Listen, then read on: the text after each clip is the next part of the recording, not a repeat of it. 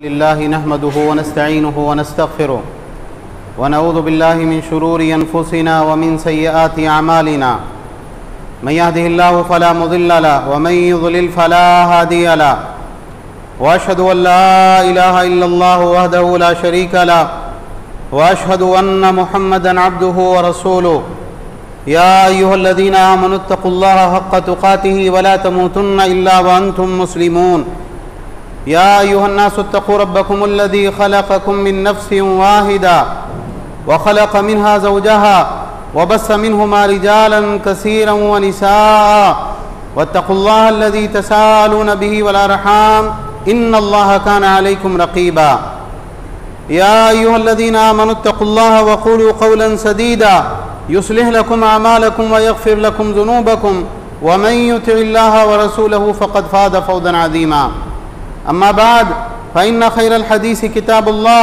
व खैरुल हदी हदी मुहम्मदिन सल्लल्लाहु अलैहि व अला आलिहि व सल्लम व शर्रुल उमूरि मुहदसातुहा व कुल्लु मुहदसतिन बिदअ व कुल्लु बिदअतिन ज़लाला व कुल्लु ज़लालतिन फिन्नार।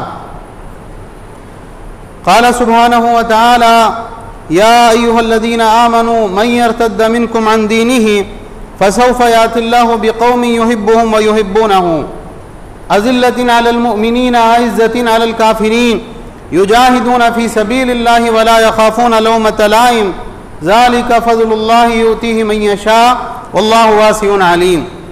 व क़ाल तआला फ़ी मौज़िइन आख़र व इन ततवल्लौ यस्तब्दिल क़ौमन ग़ैरकुम सुम्मा ला यकूनू अम्सालकुम। मोहतरम हज़रात और इंतहाई काबिल एहतराम पर्दानशीन माँ और बहनों, तमाम तारीफ़ें, हर तरह की बुज़ुर्गी, हर तरह की बड़ाई अल्लाह रब्बुल आलमीन अहकमुल हाकिमीन के लिए लायक व देबा है, जो सारे जहानों का बनाने वाला और पालने वाला है, बेहद मेहरबान, नहायत रहम करने वाला है, रोज़ जज़ा का मालिक है। हर तरह का नफ़ा, नुकसान, इज़्ज़त, ज़िल्लत तने तनहा उसी के हाथ में है। वो जिसको इज़्ज़त दे उसे कोई ज़लील नहीं कर सकता, और वो जिसको ज़लील कर दे उसको कोई इज़्ज़त नहीं दे सकता। और बेशुमार दुरूद व सलाम का नुज़ूल हो तमाम अंबिया इकराम पर, बिलखुसूस आखिरी नबी और रसूल रहमतुल लिल आलमीन जनाब मोहम्मद रसूलुल्लाह सल्लल्लाहु अलैहि वसल्लम पर। बहरहाल हम्द व सलात के बाद सूरह माइदा से एक आयत करीमा मैंने आप हज़रात के सामने तिलावत की, जो सूरह माइदा की आयत नंबर 54 है।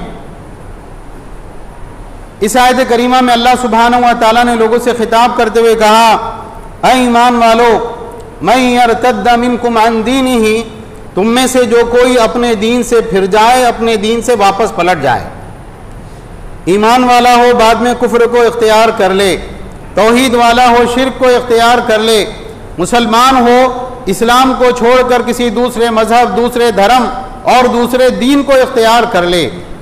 मन यर्तद्द मिनकुम अन दीनिही, जो कोई अपने दीन से पलट जाएगा, फसौफ़ यातिल्लाहु बिक़ौमिन युहिब्बुहुम व युहिब्बूनहु, तो याद रखो अल्लाह ताला ऐसी कौम को खड़ा कर देगा तुम्हारी जगह कि अल्लाह ताला उनसे मोहब्बत करता होगा और वह अल्लाह से मोहब्बत करते होंगे। अज़िल्लतिन अलल मुअमिनीन अइज़्ज़तिन अलल काफ़िरीन, जो मोमिनों के लिए बड़े नरम दिल, बड़े मेहरबान होंगे, और काफिरों के लिए बड़े सख्त और बड़े दुश्मन काफिरों के होंगे। युजाहिदून फ़ी सबीलिल्लाह, अल्लाह की राह में जिहाद करने वाले होंगे। वला यख़ाफ़ून लौमता लाइमिन, और अल्लाह ताला के मामले में किसी मलामत करने वाले की मलामत की परवाह नहीं करेंगे। लोग बुरा बोलेंगे, लोग गालियाँ देंगे, गलत कहेंगे, दुश्मनी करेंगे, बदज़बानी करेंगे, कोई परवाह नहीं होंगे उनको किसी की मलामत करने की। अल्लाह ताला के बारे में, अल्लाह के दीन की जो बात होगी, डंके की चोट पे वो लोग कहा करेंगे। अल्लाह ताला ने फरमाया, ज़ालिका फ़ज़्लुल्लाहि युतीहि मन यशा, ये अल्लाह का फ़ज़ल है और अल्लाह ताला जिसे चाहता है अपना फ़ज़ल अता फरमाता है। वल्लाहु वासिउन अलीम, और अल्लाह ताला बड़ी वुसअत वाला और इल्म वाला है। इस सूरह माइदा की आयत नंबर 54 है। और अगर आप इस आयत करीमा की तफसीर देखें, अल्फाज तो आम है, क़यामत तक के आने वाले मुसलमानों के लिए अल्लाह ताला का ये पैगाम है, लेकिन ये अल्फाज के बारे में, इस आयत करीमा के बारे में सलफ़ के अक्सर मुफस्सिरीन ने कहा, इस आयत करीमा के मिज़दाक़ हज़रत अबू बकर रज़ी अल्लाह तआला अन्हु और उनके साथी सहाबा है। अल्लाह के नबी सल्लल्लाहु अलैहि वसल्लम का इंतकाल हो गया और अल्लाह को मालूम था कि नबी करीम सल्लल्लाहु अलैहि वसल्लम की वफ़ात के बाद में क्या फितना शुरू होने वाला है।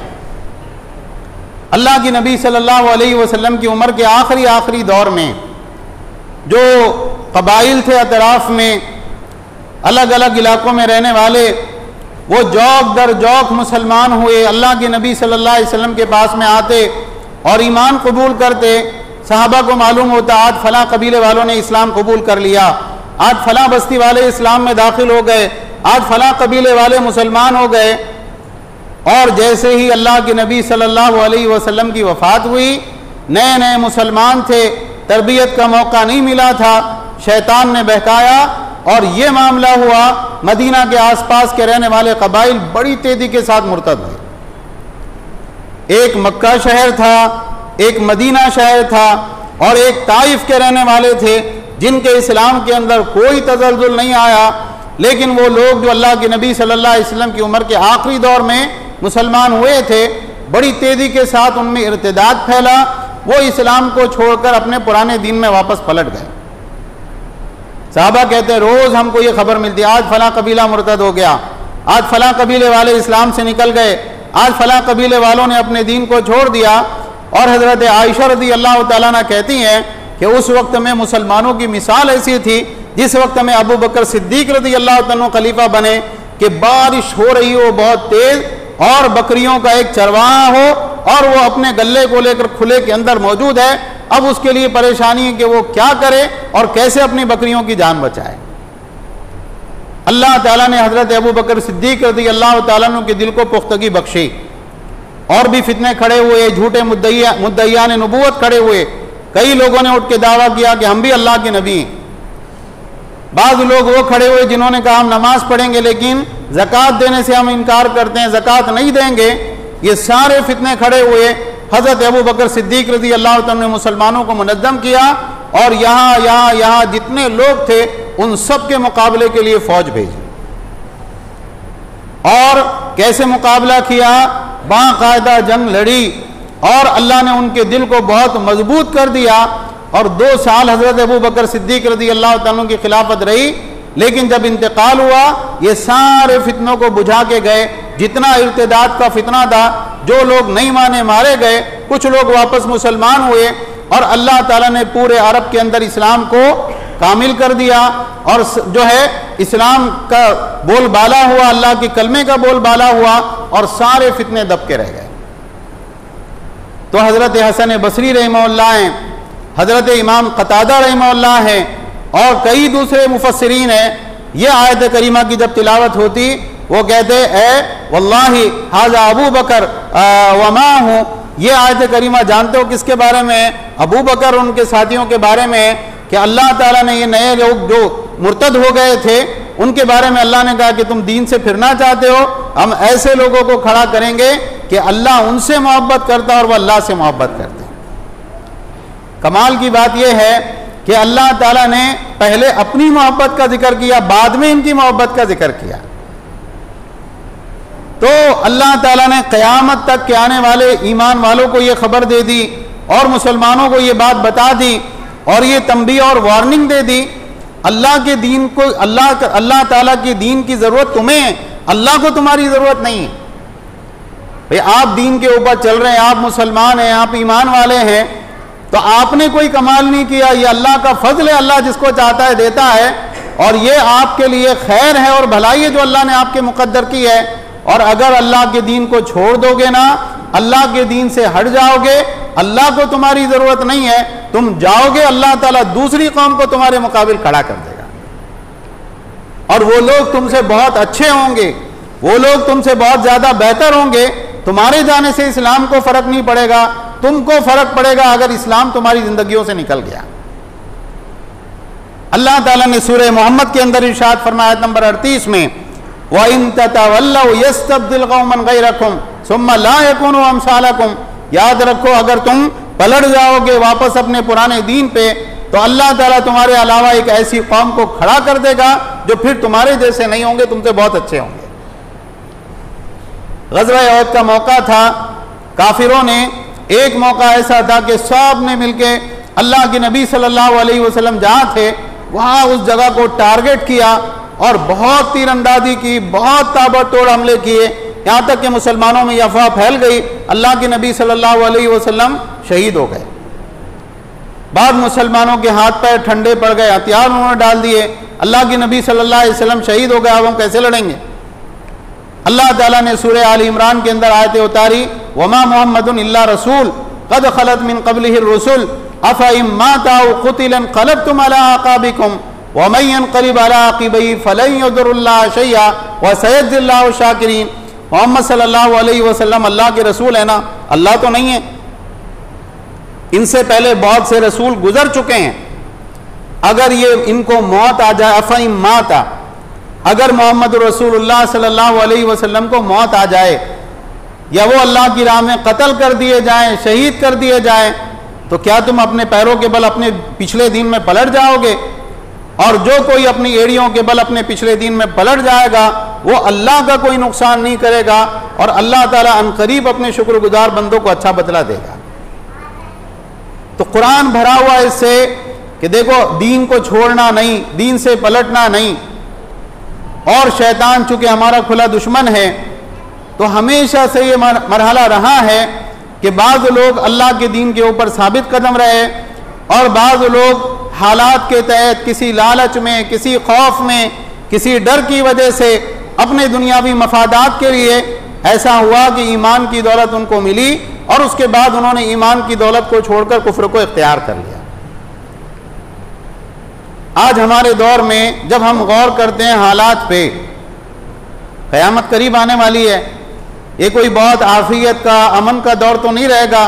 फितने, बलाएं, मसाइब, परेशानियां दीनी एतबार से, दुनियावी एतबार से बहुत आएंगे। अभी सारे दरवाजे खुलने हैं एक एक करके।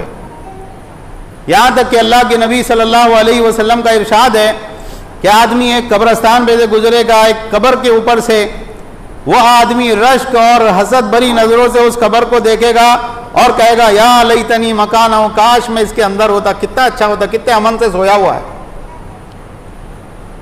तो हालात तो बदलने हैं। अब यह है कि जो फितने आज के दौर के हैं, बेहयाई है और गलत चीज़ें हैं, गलत काम है। एक बहुत बड़ा फितना आज के दौर में क्या चल रहा है? इर्तिदाद का फितना। भाई हम सुनते आए थे कि भाई लोग मुसलमान हो रहे हैं और जो है इस्लाम में दाखिल हो रहे हैं, अपने पुराने दीन को छोड़ रहे हैं। और आज के दौर में खबरें कैसी चल रही है? फलां ने इस्लाम को छोड़ दिया, फलां ने इस्लाम को छोड़ दिया, फलां ने इस्लाम को छोड़ दिया, फला मशहूर आदमी था वो इस्लाम को छोड़ के दूसरे मजहब को इख्तियार कर लिया, बुत परस्ती करने लगा।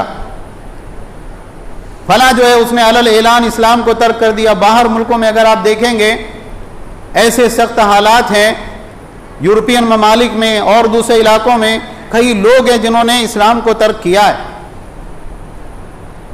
और हमारे यहाँ मशहूर लोग जो हैं आप खबरों के अंदर पढ़ रहे हैं।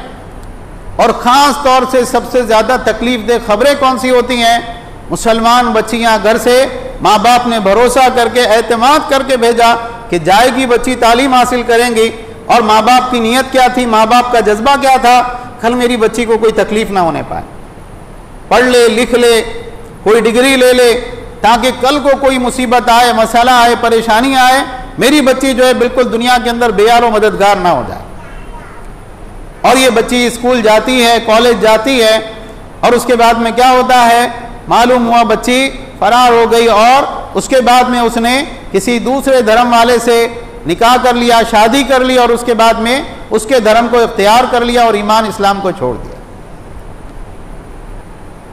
तो ये चीज़ें जो चल रही हैं, इसमें सबसे पहली बात तो ये समझने की है कि ये अल्लाह का कोई नुकसान नहीं हो रहा है। नुकसान किसका है? हमारा नुकसान है। जिन लोगों ने अल्लाह के दीन को तर्क किया उनका नुकसान है। अल्लाह का कोई नुकसान है? अल्लाह का कोई नुकसान नहीं। और ये जो चीज़ें चल रही हैं, असबाब क्या है इसके?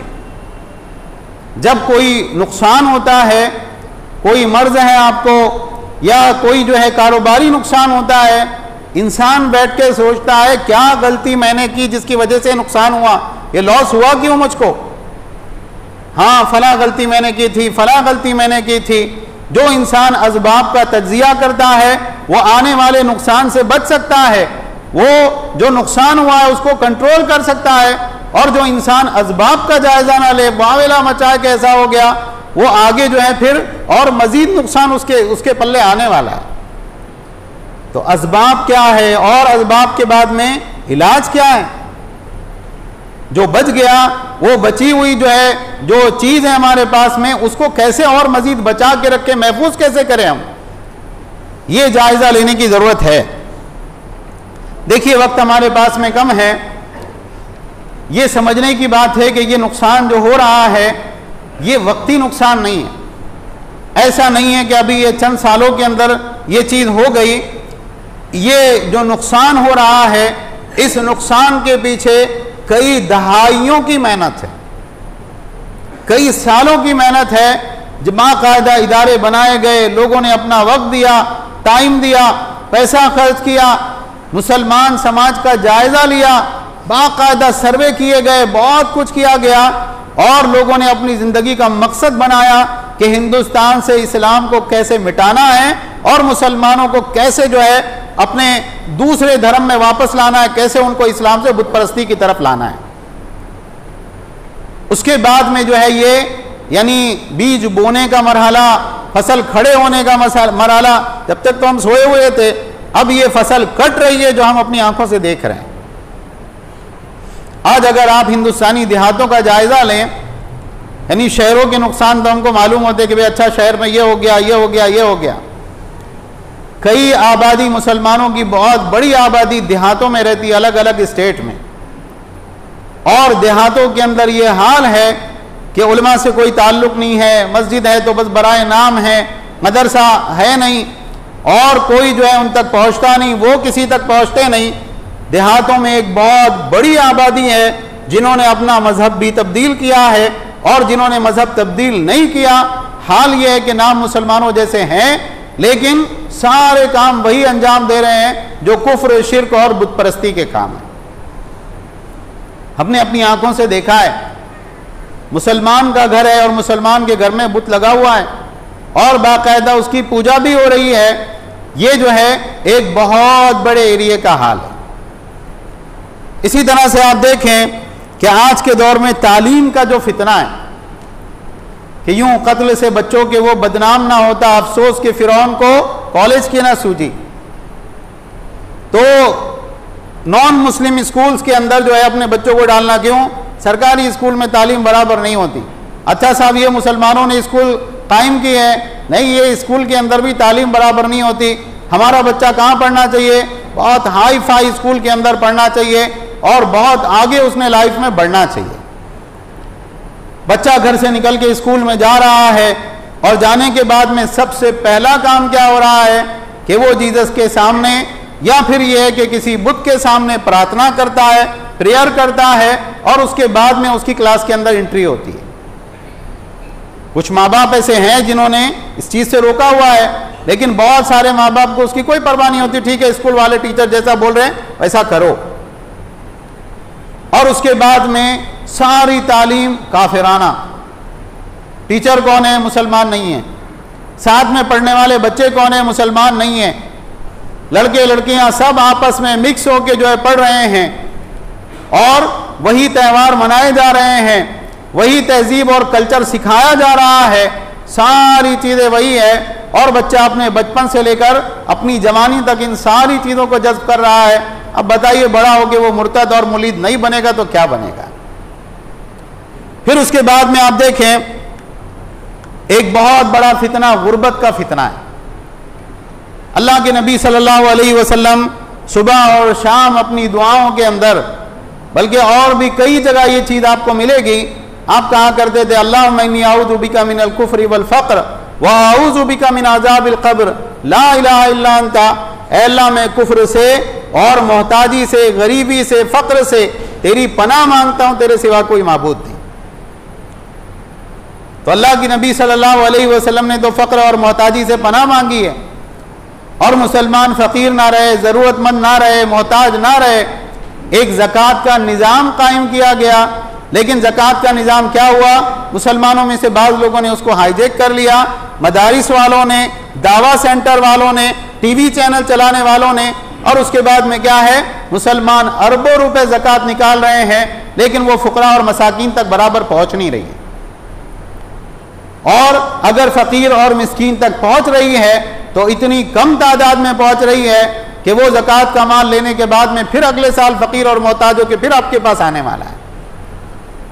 तो गुर्बत की बुनियाद पर कई इलाकों में ऐसी रिपोर्टें हैं कि गरीब मुसलमान था, हम पढ़ाएंगे आपके बच्चे को, हम आपको घर देंगे, नौकरी देंगे, फला देंगे, और उसने जो है अपने दीन को छोड़कर कुफ्र और इर्तिदाद का रास्ता जो है उसने अपना लिया। और एक फितना है कि ऐश परस्ती का फितना, कि भाई दुनिया के अंदर लोग इतना ज़्यादा कमा रहे हैं, घर हैं, कारें हैं, तरह तरह की दुनियावी एतबार से ऐश व आराम है, तो साहब मुझे क्यों नहीं मिलना चाहिए। ये भी चीज़ है जिसको अल्लाह के नबी सल्लल्लाहु अलैहि वसल्लम बता के गए। आपने कहा करीब ऐसे फितने आएंगे जो अंधेरी रात के टुकड़ों की तरह होंगे। युस्बिहुर रजुलु मुमिनन व युमसी काफिरन, आदमी सुबह के वक्त मोमिन होगा, शाम होते होते काफिर हो जाएगा, और शाम के वक्त मोमिन होगा, सुबह होते होते काफिर हो जाएगा। अल्लाह के नबी सल्लल्लाहु अलैहि वसल्लम ने फरमाया यबीउ दीनहु बिअर्ज़िम मिनद दुनिया, अपने दीन को वो दुनिया के मामूली सामान के एवज बेच देगा। मुसलमान रह के कुछ नहीं मिलना है, काफिर हो जाएंगे तो फला चीजें मिलेगी, ठीक है, जाने दो, आज से इस्लाम को सलाम। और एक बहुत बड़ा फितना जो आज के सारे फितनों का बाप है, वो फिल्मों, ड्रामों और उसके साथ में सोशल मीडिया का फितना है।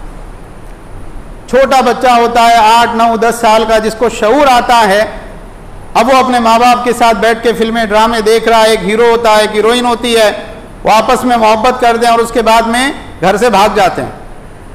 और काफिर भी होता है बाज़ मर्तबा, लड़की मुसलमान होती है, लड़का काफिर होता है। और ये बहुत अच्छी बात है, जो लोग मोहब्बत की राह में रुकावट बनते हैं वो विलन होते हैं। माँ बाप, समाज, ये कौन होते हैं? विलन होते हैं। बचपन से देखता हुआ आता है एक बच्चा, और उसके जहन के अंदर यही जर बैठ रहा होता है, लड़के के जहन में भी और लड़कियों के जहन में भी। अब जब ये अपनी जवानी की उम्र को पहुंचता है, निकाह की उम्र को पहुंचता है, तो वो जो सारी तरबियत हुई है एकदम से निकल के सामने आती है। जो भी इस तरह के हालात होते हैं, इंसान वो सारी चीज अपने ऊपर अप्लाई करता है। अच्छा, ऐसा ही है। और ये जो सोशल मीडिया है, फेसबुक है, व्हाट्सएप है, इंस्टाग्राम है, इसने सारी सहूलतें दे दी, किसी को मालूम नहीं पड़ेगा क्या अंदर मैसेजेस आ रहे हैं, क्या चल रहा है, किससे बात हो रही है, किससे चैट हो रही है, कौन कौन फ्रेंड्स बन रहा है, सारी चीजें हो रही। तो ये सारी चीजें हैं जिसकी सबब ये इर्तिदाद का फितना आ रहा है। मुसलमान अपने दीन को छोड़ रहे हैं, नौजवान लड़के, नौजवान लड़कियां अपने दीन को छोड़ के मुर्तद हो रहे हैं, अपने दीन को बदल रहे हैं। आम तौर से हम लड़कियों के बारे में सुनते हैं, लेकिन जो बड़ी बड़ी सिटीज हैं, बड़े बड़े शहर हैं, वहां पर लड़कों के अंदर भी एक बड़ी तादाद है नौजवानों में जो अपने दीन को छोड़ के मुर्तद हो गए। क्यों? कॉलेज की एक लड़की से प्यार हो गया, उसने कहा कि साहब मैं मुसलमान होने की हालत में तुमसे शादी नहीं कर सकती। इसने अपना दीन बदल लिया, और दीन बदलने के बाद में दूसरे मजहब के अंदर चला गया। ये जो असबाब मैंने जिक्र किए हैं, और भी बहुत सारी चीजें हो सकती हैं। कई असबाब ऐसे होते हैं कि जो हमने खुद इख्तियार की और हमने खुद अपने बच्चों को वो असबाब के अंदर जो है डाला है। हमने अपने बच्चों की तालीम, तरबियत की फिक्र नहीं की, हमने अपनी फैमिली को मस्जिद से नहीं जोड़ा। अल्लाह के नबी सल्लल्लाहु अलैहि वसल्लम ने अपने ज़माने में औरतों के लिए कहा उनका घर में नमाज पढ़ना मस्जिद में नमाज पढ़ने से अफजल है। लेकिन क्या वजह है कि अल्लाह के नबी सल्लल्लाहु अलैहि वसल्लम ने औरतों को मस्जिद में आने से मना नहीं किया? औरतें आती रही, मस्जिद में नमाज पढ़ती रही, और बाद सहाबा से अल्लाह के नबी सल्लल्लाहु अलैहि वसल्लम ने कहा, कई हदीस इस बारे में है कि अल्लाह की बंदियां अल्लाह के घर में आने की इजाजत मांगे, रोकना नहीं, आने दो उनको अल्लाह के घर में। तो जो एक माहौल होता है ना, ये माहौल इंसान को बहुत सारी चीजों से रोकता है। अगर अल्लाह के दीन से ताल्लुक रहेगा, अल्लाह की किताब से ताल्लुक रहेगा, नमाजों से ताल्लुक रहेगा, नमाज छोड़ना आज लोग मामूली बात समझते हैं। जमात का तर्क करना, फजर और ईशा की नमाज का तर्क करना निफाक है, और नमाजों का छोड़ना कुफ्र है। अल्लाह के नबी सल्लल्लाहु अलैहि वसल्लम ने फरमाया बैन अर्रजुली व बैन शिर्क वल कुफ्री तर्कुस सलाह, आदमी के दरमियान में और कुफ्र और शिर्क के दरमियान में नमाज छोड़ने का फर्क होता है। तो कुफ्र और शिर्क की राह पे तो बहुत पहले से चल रहा है, अभी तो उसने ऐलान किया कि मैं छोड़ चुका हूं और मैं गया दूसरी जगह। अभी वक्त है कि हम अपना मुहासिबा करें, हम अपना जायजा लें। औरों के बच्चे, औरों की बच्चियां अगर कुफ्र इख्तियार कर चुकी है, मेरा बच्चा और मेरी बच्ची है, वो कौन से अलग मटेरियल से बनी है, वो भी तो वही इंसान है, वही एहसास, वही जज्बात है। कल को ये गई इस्लाम से निकल के तो मैं क्या करना है, मैंने मेरा बच्चा कुफ्र और शिर्क को इख्तियार कर ले तो फिर मेरा मामला क्या होगा, अल्लाह के पास क्या जवाब दूंगा मैं।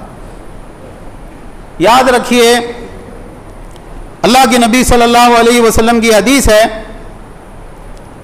नबी करीम सल्लल्लाहु अलैहि वसल्लम ने फरमाया अल्लाह सुब्हानहू व तआला हर उस शख्स से नफरत करता है, अल्लाह नफरत करता है। आप गौर करें इस बात पे, अल्लाह सुब्हानहू व तआला हर उस शख्स से नफरत करता है कुल्लु जाज़रीन जव्वाज़िन।